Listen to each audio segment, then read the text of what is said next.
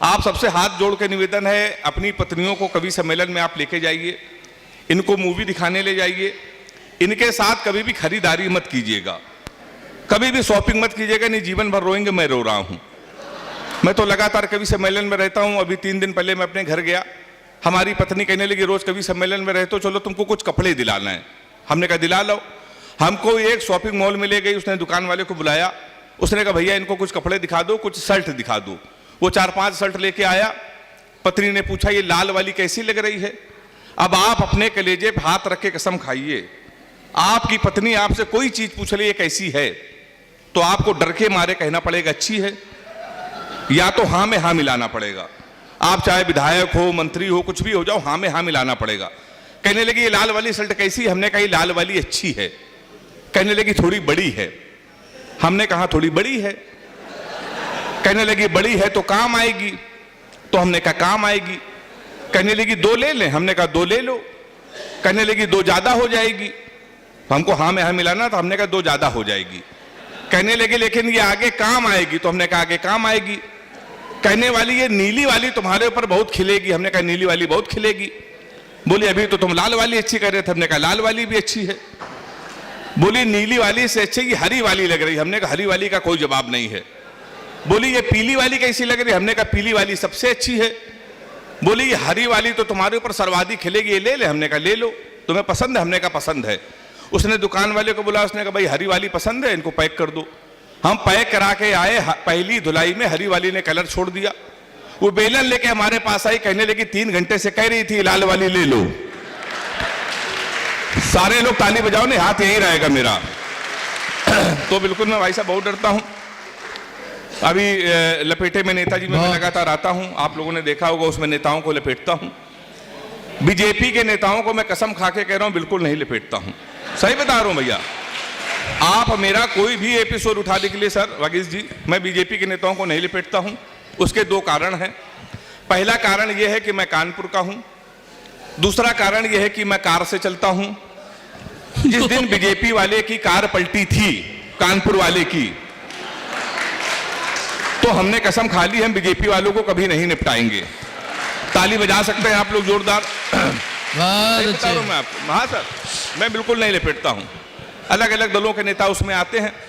मैं तो कानपुर में रहता हूं साहब, एक स्कूल में पढ़ाता हूं। हाथ से कभी अगर टीचर हो जाए तो बच्चे का भविष्य आप समझ सकते हैं। हमने अपने ही स्कूल के एक बच्चे से पूछा, हमने कहा बेटा ये बताओ 1 किलो रुई और 1 किलो लोहा, दोनों में भारी क्या होगा? उसने कहा मास्टर साहब लोहा भारी होगा। मैंने कहा बेवकूफ, मैं जो तुमसे कह रहा हूं कि 1 किलो रुई 1 किलो लोहा, जब दोनों 1 किलो है तो लोहा कैसे भारी होगा? उसका जवाब सुनिएगा। उसने कहा मास्टर साहब आप हमको 1 किलो रुई फेंक के मारिए, हम आपको 1 किलो लोहा फेंक के मारते हैं। लेकिन तालियां कमजोर है आपकी। हाँ आप सही है, आप जान जाएंगे क्या भारी होगा। हमने दूसरा क्वेश्चन पूछा, हमने कहा हिंदुस्तान में सबसे तेज उड़ने वाले पंछी का क्या नाम है? उसने जवाब दिया हाथी। हमने खड़े हो जाओ तुम्हारे बाप क्या करते हैं? उसने कहा योगी जी के बुलडोजर चलाते हैं। हमने कहा बैठ जाओ, हाथी सही जवाब। हाँ बहुत अच्छे। तो भाई साहब मास्टर भी बड़ा होशियार होता है। मैं उसी कानपुर से आया हूं। बहुत अद्भुत लोग आप मिलते हैं, आप पूरी दुनिया में कहीं चले जाइए, आप कभी कानपुर आइएगा तो आपको लगेगा इतने अद्भुत प्राणी कानपुर में क्यों रहते हैं। आप कभी बनारस जाइए, रेलवे स्टेशन पर उतरिए तो वहां लिखा रहता है बनारस का पान आपका स्वागत करता है। आप कभी आगरा जाइए, वहां उतरिए, वहां लिखा रहेगा आगरा का पेठा आपका स्वागत करता है। हमारे कानपुर आइए, रेलवे स्टेशन पर उतरिए, वहां लिखा रहता है रूपानी चप्पल आपका स्वागत करता है। मैं साहब उसी कानपुर से आया हूं। और आदरणीय वागीश जी, मैंने तो जीवन का सबसे बड़ा पाप ये किया, कानपुर वाले से कोई टाइम पूछ लिया। मैं दिल्ली कवि सम्मेलन में गया तो मेरी घड़ी खराब, कानपुर रेलवे स्टेशन पर उतरा मेरी घड़ी खराब, और मेरे जीवन का सबसे बड़ा पाप कानपुर वाले से टाइम पूछ लिया। हमने कहा भाई साहब टाइम क्या हो रहा है? हमसे कहने लगा ऐसा गुरु तुरंत यहां से निकल लो, टाइम बहुत खराब है। और हमारे मुंह बिल्कुल मत लगना, नहीं तो तुम्हारा टाइम भी खराब हो जाएगा। तो हमने कहा भाई टाइम ना बता दे तो ये बता दे तेरा मूड क्यों खराब है, उसका जवाब सुनिएगा। हमने कहा तुम्हारा मूड क्यों खराब है? उसने कहा भाई साहब एक लड़की से हमने इतना कहा कि बड़ी कमजोर है, कुछ खाया कर, वो हमारा 50,000 रुपए खा गई। तुम साले हमारे मुंह लगे हुए, हम बहुत भरे बैठे हैं। तुमने कहा इसमें ऐसा क्या है? कहने का भाई साहब एक लड़की के चक्कर में 5 साल से लगे थे, हम समझते थे हमसे प्यार करती, मुझसे प्यार करते हैं, तुमने इसमें हुआ क्या? कहीं हुआ कुछ नहीं, हमारे नगर निगम का चुनाव चल रहा है, उसको मिल गई है पार्षद की टिकट। पूरे शहर में होल्डिंग लगी है, युवा दिलों की धड़कन पुष्पा पाल। तुम साले हमसे टाइम पूछ रहे हो, लोग तो नारा लगा रहे हैं, मोहर मारो तान के पुष्पा को पहचान के। कल एक लड़का कान में नारा लगा रहा था, लैया बड़ी करारी है, पुष्पा पाल हमारी है। तो हमारा भाई साहब उत्तर प्रदेश बहुत अद्भुत है, मैं सही बता रहा हूं आपको, इतना अद्भुत है मैं आपको बता ही नहीं सकता। हम लोग कानपुर में तमाम कवि सम्मेलन कराते हैं, मनमीर भैया आते हैं, कहेंगे यार इतने बड़े कवि सब, मनमीर भाई हमारे वीर रस के अद्भुत कवि हैं। अभी जब नीरज चोपड़ा ने भाला फेंक के स्वर्ण पदक जीता, तो एक वीर रस के कवि ने कहा कि यही भाला हम पाकिस्तान में फेंक दें तो पाकिस्तान तो निपट जाएगा। हमने कहा यार इसमें हिंदुस्तान की बेइज्जती है, भाला इतना बड़ा, पाकिस्तान इतना बड़ा। मैंने 4 लाइन में पाकिस्तान को निपटा दिया है, आपको लगे हाथ से कभी भी निपटा सकते हैं तो दोनों हाथ उठा के मेरा समर्थन करना। पहले सुन लीजिए, हमने कहा कपड़े जिसपे टंगते हैं वो कीली फेंक के मारेंगे, कपड़े जिसपे टंगते हैं वो कीली फेंक के मारेंगे, कसी हुई ना मिल पाई तो ढीली फेंक के मारेंगे। जो भाला फेंका नीरज ने वो चीन की खातिर रखा है, पाकिस्तान तुमको तो हम तीली फेंक के मारेंगे। बहुत अच्छे। तो हम भाई साहब ऐसे ही निपटा देते हैं। सही बता रहा हूं आपको, पाकिस्तान 2 कौड़ी का पाकिस्तान, वो भी हमसे मैच हार गया। कह रहा हम कश्मीर ले लेंगे, कश्मीर ले लेंगे। हमने कहा बेवकूफ, एक टिप्पणी कर रहा हूं, मजा आ जाए तो ताली बजाना। पाकिस्तान कह रहा कश्मीर ले लेंगे, हमने कहा पाकिस्तान सीमा हैदर तो तुम हमसे ले नहीं पा रहे हो, तो हमसे कश्मीर ले लोगे। तो हमने 4 लाइन लिखी और चौथी पंक्ति में मजा आ जाए तो पूरा सदन हाथ उठा के ताली बजाना 1 मिनट तक। हमने कहा सीमा हैदर हमारा वीर रस देखिए, हमने कहा सीमा हैदर भारत आई हो तो पूरी जांच लेके जाओगी, अपने माथे पर हमारी आंच लेके जाओगी, हमारे सचिन से मिली हो इतना तो तय है, 4 लेके आई थी 5 लेके जाओगी। बहुत बढ़िया साहब। तो हम लोग ऐसे ही, हमारे वीर रस की कविता ऐसे ही हो जाती है, हम लोग ऐसे ही निपटा देते हैं। तो मैं उसी उत्तर प्रदेश से आया हूं, इतने अद्भुत लोग आपको मिलेंगे, आप पूरी दुनिया में कहीं भी चले जाइए। हमारे यहाँ तमाम वीर रस के कवि सम्मेलन होते हैं, तो मनमीत भाई कहते हैं यार ये बताओ तुम लोग वीर रस के कवियों को क्यों नहीं बुलाते? तो हमने कहा भैया ऑलरेडी इतनी वीरता हमारे कानपुर में है, तो हम लोग वीर रस के कवियों को क्यों बुलाएं?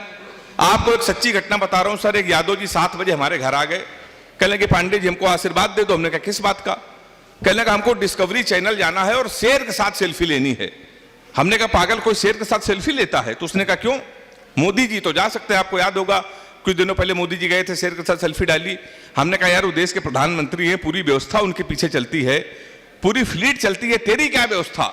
उसने कहा पांडे चिंता ना करो, 1 क्वार्टर हमारी जेब में पड़ी है, हमको जाने दो। भाई साहब यादव जी गए और शेर के साथ सेल्फी डाली।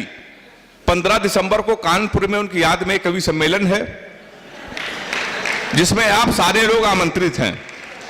तो हमारा कानपुर उत्तर प्रदेश बहुत अद्भुत है सर। बड़ी तुलना करते हैं लोग, कहते यार तुम्हारे उत्तर प्रदेश के लोग कितने आलसी हैं, कितने नकारा हैं। स्वर्ण पदक पंजाब के लोग जीतते हैं, हरियाणा के लोग जीतते हैं। तुमने कहा भाई साहब हरियाणा के बच्चों में हमारे उत्तर प्रदेश के बच्चों में बहुत अंतर है, एक अंतर पे मजा आ जाए तो आप ताली बजाना। हमने कहा बहुत अंतर है। हरियाणा का बच्चा सर सुबह 4 बजे जगता है, सबसे पहले वो जाता है जिम, 4-5 घंटे जिम करता है, वहां से आता है मॉर्निंग वॉक करता है, हिंदुस्तान टाइम्स पढ़ता है, 4-5 किलो फल खाता है, वो सो जाता है। शाम को 5 बजे फिर वो सो के उठता है, फिर वो फल खाता है, फिर वो सो जाता है। हमारे उत्तर प्रदेश के लड़के 9:30 बजे सुबह सो के उठते हैं, वो भी तब जब उनका बाप उनको लतियाता है। सबसे पहले वो जाता है घर के नजदीक पुलिस चौकी, दरोगा के साथ एक सेल्फी लेता है, फेसबुक में पोस्ट करता है, नए चौकी इंचार्ज रामकिशोर कनौजिया भाई साहब का सानिध्य प्राप्त हुआ। फिर वो आके सो जाता है। शाम को 7-8 लड़कों के साथ वो बियर की बोतल खोलता है, उसी दरोगा को प्रेशर में लेने के लिए स्पीकर खोल के फोन करता है, दरोगा जी नमस्कार, पहचाना? अब दरोगा समझता गुरु उस समय इसके मुंह न लगो, उस समय तो उसकी लगी हुई है। वो दरोगा उसका फोन काट देता है। वही दरोगा 12 बजे मारते मारते उसको थाने लेके आता है, आपकी सेल्फी डालता है वो दरोगा। गुड्डू भैया 100 ग्राम चरस के साथ धरे गए। फिर गुड्डू भैया की होती रात भर कुटाई, फिर लोकल विधायक उसकी पैरवी करता है, फिर वो छूट के आता है। फिर वो शहर का सबसे बड़ा भंडारा करवाता है, भंडारे में गरम पूड़ी ना मिली तो गोली चलवाता है, फिर वो विधायक बनता है। उत्तर प्रदेश के लोग विधायक बनने के लिए हैं कि दंड पेलने के लिए? आप ताली उत्तर प्रदेश के लिए बजा दीजिए।